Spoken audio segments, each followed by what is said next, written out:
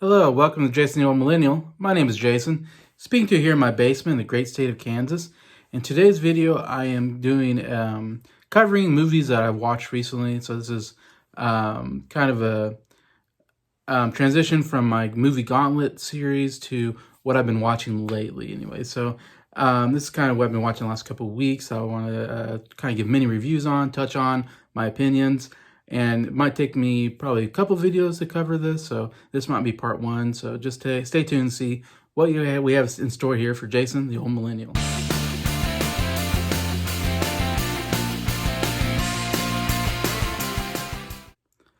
Hello, everybody. Hope everybody's doing well here on a Saturday afternoon.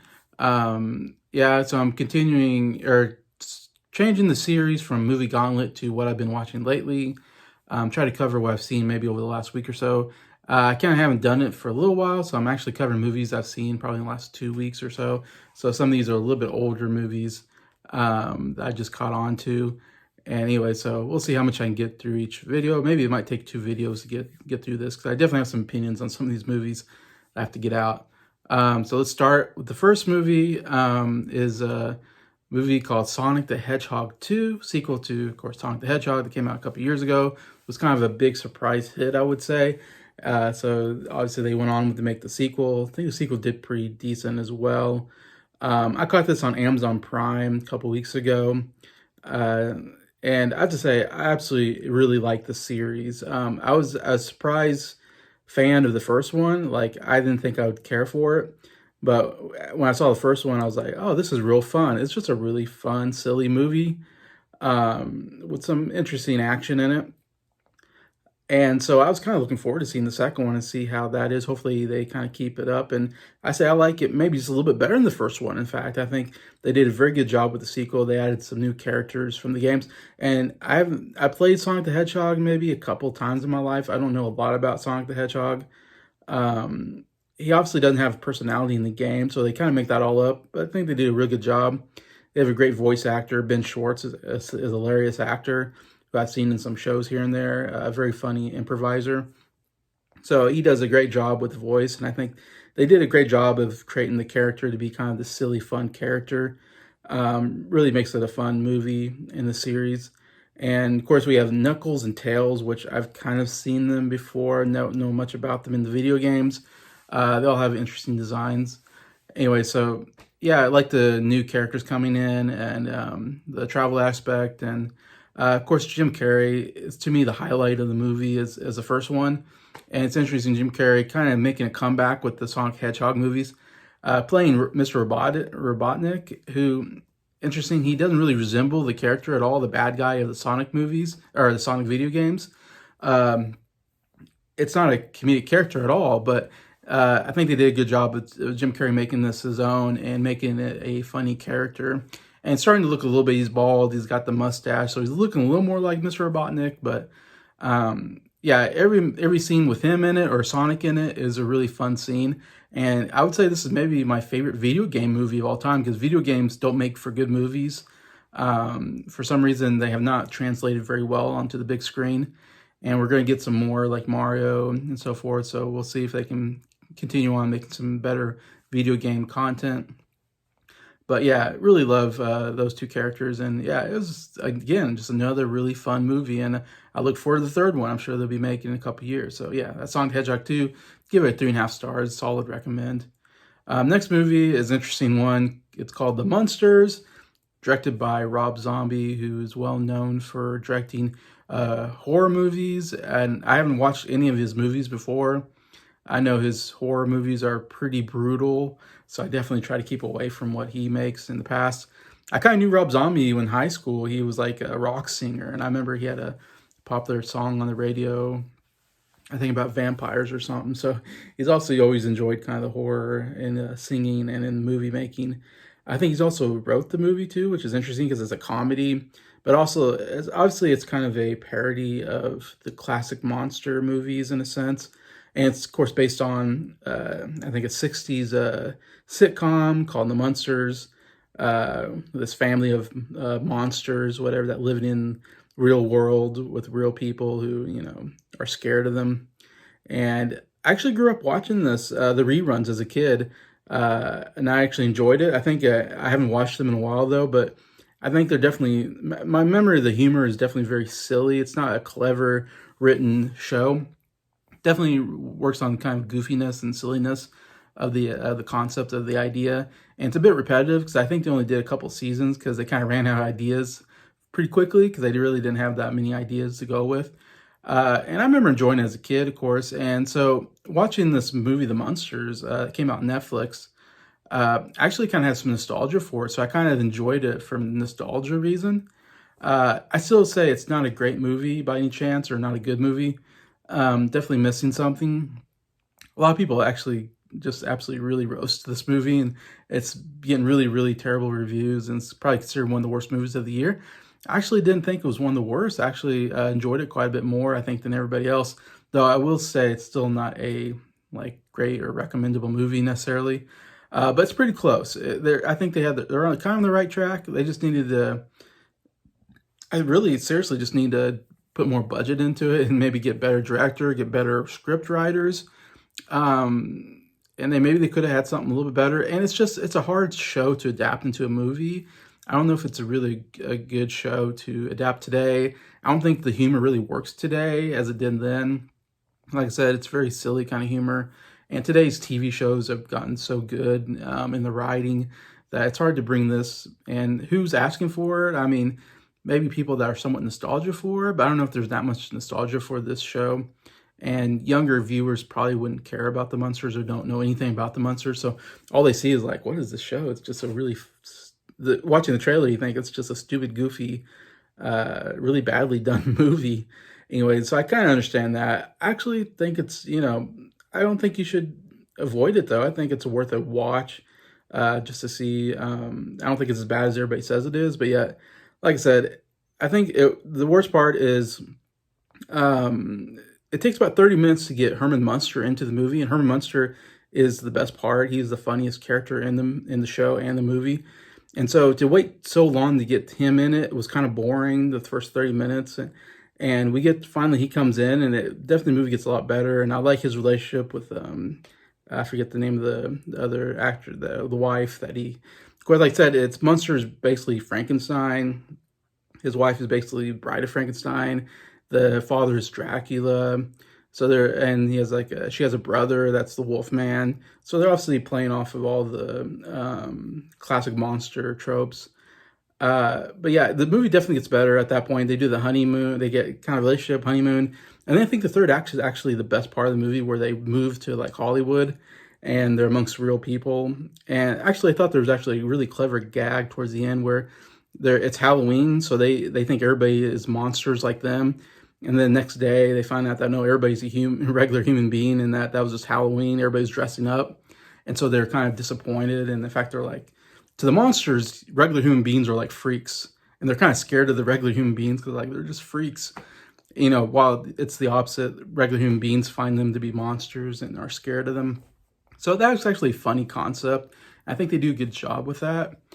So I do enjoy that last part, but I just felt like it wasn't a movie. It felt more like a TV show, or I felt like this could have been a pilot to a TV show if they wanted to start like a Munsters reboot. This could have been a good pilot to it, but it doesn't really work as overall full-length feature film, I would say. The ideas are just not big enough, scale enough. I feel like it's just more small scale, like a TV show. Like I said, this could have been split up into maybe 3 or 4 TV episodes, in fact. And I think it would have worked well as a TV episode, much better than a movie. Because when you do a movie, you got to think a little bigger scale. You got to think a little more stakes. You got to think, just bigger budget. I don't know. It just felt like it didn't have the movie feel that you need to make a full-length feature film. In my opinion. The makeup work is not great, I think, and the production's not great. So I'd love to see better makeup, better production. I think the performances are actually pretty good, and they totally nail the characters, and they totally nail the humor, as far as I remember. So I think they did a good job, actually, with a lot of that stuff.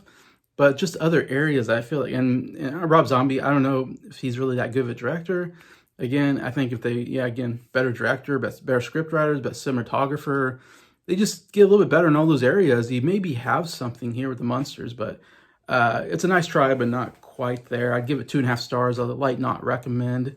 I think don't watch it unless you really are interested in it, like I was. And so, yeah, that's what I say about the Munsters. Next movie is a movie that came out a year ago, nominated for Best Picture, and it's called Licorice Pizza, Paul Thomas Anderson film. And I've talked about Paul Thomas Anderson a little bit. He's not a director I quite enjoy. A lot of people love Paul Thomas Anderson. He's like one of the favorite directors. I've never really enjoyed his movies. They're very dark and they don't have happy endings and some disturbing stuff in them. The one thing I'll say, his movies have great performances. He's really good at getting good actors and actresses and getting really good performances out of them. But as far as the overall story of his movies aren't very good. Anyway, this is a movie came out last year. It's kind of a bit of a romantic comedy almost, but kind of, I don't know, that's a little stretch. It's hard to really describe the movie. Kind of about two different characters. One played by Cooper Hoffman, who's like a 15, 16-year-old, I believe, a teenager in high school. And he kind of falls for this girl played by Alana Hamm, who is 25. So if I remember right, so you have a bit of this, she's really too old for them to have a romantic. So it's a little creepy, the romantic relationship. And it really doesn't blossom right away. They're more like friends at first. Still, it's kind of weird. Like, I didn't hang out with 15-year-olds when I was 25 or whatever. And I didn't hang out with 25-year-olds when I was 15, so that's a little odd to me. And the movie really doesn't have much of a plot or I don't know, say, it really has no end in sight. It's just like, here's two characters, here's their lives as they meet, and here's like maybe a summer. I'm not sure how much time passes. I'm guessing it's like the summer in the 70s or whatever that they become friends and kind of hang out together. And it just kind of shows what happens during that summer, basically. And so there's really nothing really pulling the movie towards like, what is the end goal here? I'm not sure. So I wish there was more plot in there.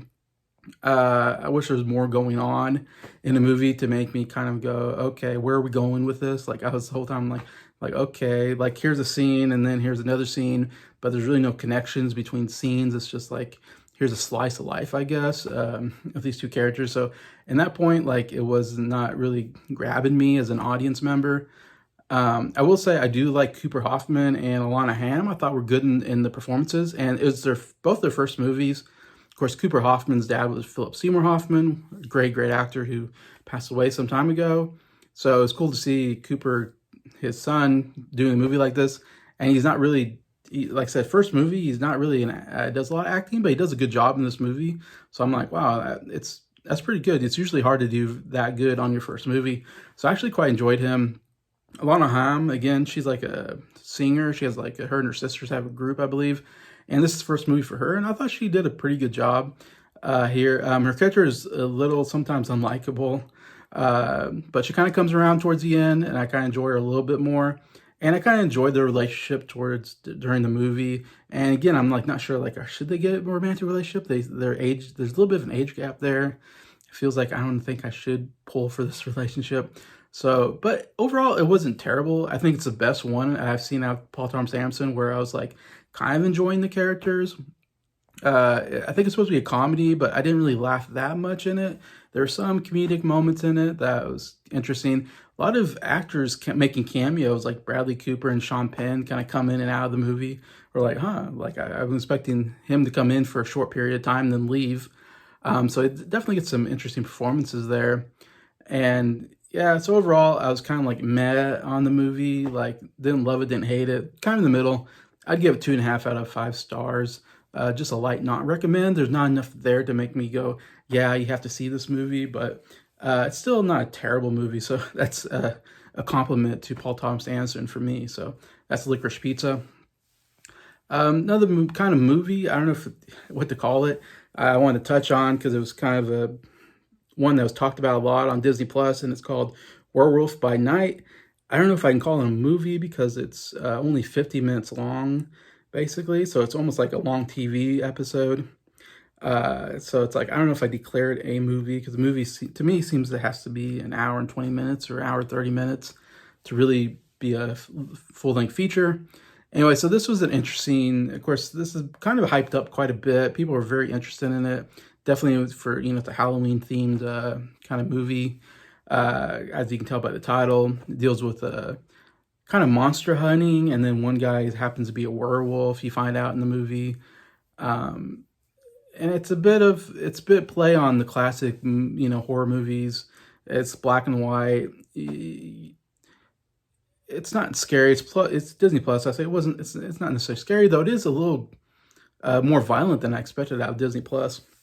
There's some limbs getting chopped off if I remember right, and it's kind of surprising. Like, oh wow, like I didn't expect that. Um, yeah, and it's the whole movie is this family heir has a magic stone called the Bloodstone, and the family's name is Bloodstone, which I don't quite understand what that means. Or what came first, the stone or the family name? But the patriarch has passed away. But so I was trying to figure out who should deserve the Bloodstone by inviting all of these famous hunters, monster hunters, and then they capture a monster and they put him in this maze, and then they all go out and see who first kills the monster. Whoever kills the monster first gets the Bloodstone, this magic stone. I'm not sure what it does, but it's magic. And so all these hunters, have to get together. It's not very long, so it's pretty short. You don't really get to know the characters very well, I feel like, because you just kind of introduce them, and okay, now we're going on this hunt. Anyway, so they go on, and then they're also trying to kill each other, which I didn't understand. I thought we're just trying to kill this monster, but they're trying to kill each other too. So it turns into like a Hunger Games kind of thing. Anyways, and so yeah, overall, I'm kind of like meh on it. Like I wasn't totally entertained by it, but it wasn't terrible by any means. It was just like, I don't know, I just wasn't really into the story that much or cared about the characters. And I'm not a big fan of like classic horror movies, so like I wasn't have no nostalgia over that. What they're trying to do. I mean, I understand you have to appreciate that they're doing something different. We're always just getting Marvel and Star Wars, but it's like, oh, we got something original. Like that's good, but it wasn't like so great that I was like, yeah, I love it and need to watch it again, or I'm gonna say everybody needs to watch it. So yeah, it's just right in the middle for me, I guess, as a movie. I will say the action is done very well. There's a couple of action sequences where people get into fights, and they're really choreographed well and shot well. And I was like, I could use more of that. Like whoever directed it and choreographed it, like I want more of that. Like make a full-length feature, I think, and have more action in it, and I would probably enjoy it because I thought they did a good job in some of those scenes. But yeah, so overall, I'd give it 2.5 out of 5 stars. Just a light not recommend. Just like not enough there for me to go, yeah, you definitely need to see it. Anyway, so that's Werewolf by Night. I don't know if I can touch on one more movie before I end this. I guess I'll talk about Lost City is a movie I just caught a couple days ago on Amazon Prime.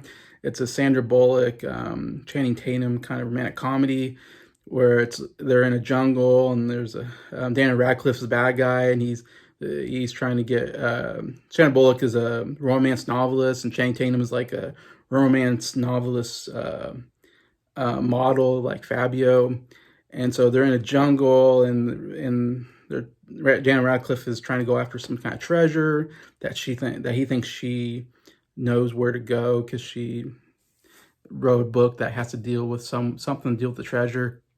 Anyway, so I mean, there's a okay idea there. Kind of reminds me of Romancing the Stone a little bit, not quite, of course, because the Channing Tatum character, even though he's usually this buff guy, he's kind of a coward in this movie, so he's more playing it more comedic than heroic.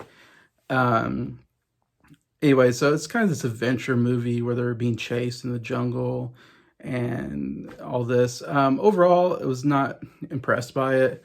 It's supposed to be a comedy, but a lot of the comedy didn't work for me. There's some good comedic moments, but and as a romance movie, wasn't really into the romance of the two characters. And Sandra Bullock, like she's in her late 50s now, and so I'm kind of surprised like she's still trying to do romantic comedies. Like I feel like she's starting to get a little too old maybe to do it, though she doesn't look bad for being in her late 50s. It's like how much longer can she continue trying to do romantic comedies? I don't know. I feel like she's getting a little maybe too old for it. And yeah, so I don't know. I didn't care for either character that much or the storyline. The one good part of the movie is Brad Pitt comes in at one point, and he's like this really cool action guy who comes in and just starts killing. He gets hired by Channing Tatum, and he comes into the jungle to help rescue Sandra Bullock's character, and it's this great action sequence. It's a little over the top. It's silly, but I absolutely loved it. Like his whole part, and Brad Pitt was really funny in the moment. He's only in the movie for maybe 5-10 minutes, so it's almost like just a very small role. But for that 5-10 minutes, that was like the best moment of the movie, and I almost say watch those 5-10 minutes. It's definitely the best. It's definitely worth watching for that. That's about the only really fun part about the whole movie. I wish he was in more of the movie because I really love that character that Brad Pitt did. Anyway, so yeah. So overall, I was not enjoying this movie. Daniel Radcliffe was good as the bad guy, though, I have to say. Good performance by him. I enjoyed what he was doing, kind of overtop bad guy, super rich bad guy and all that. But yeah, most of the action after Brad Pitt's character leaves isn't anything too exciting. And like I said, the chemistry between characters I wasn't totally into, and the romance and all that. And I don't know. And the comedy didn't really work for me for the most part. So for me, it was a bit of a miss, Lost City. So I'd give it more like a 2.5 out of 5 stars. Like just not quite there for me as a movie. So yeah, so I'll end it there. I'll have to do a part 2 to cover. I still got some more movies to talk about that I've watched recently. So yeah, so please feel free to comment on these movies, what you thought about them. I'd love to read them, and just thank you for watching the video. Thank you for liking it, and just thank you to all the subscribers for supporting the channel. I appreciate all of you, and I hope you have a good day.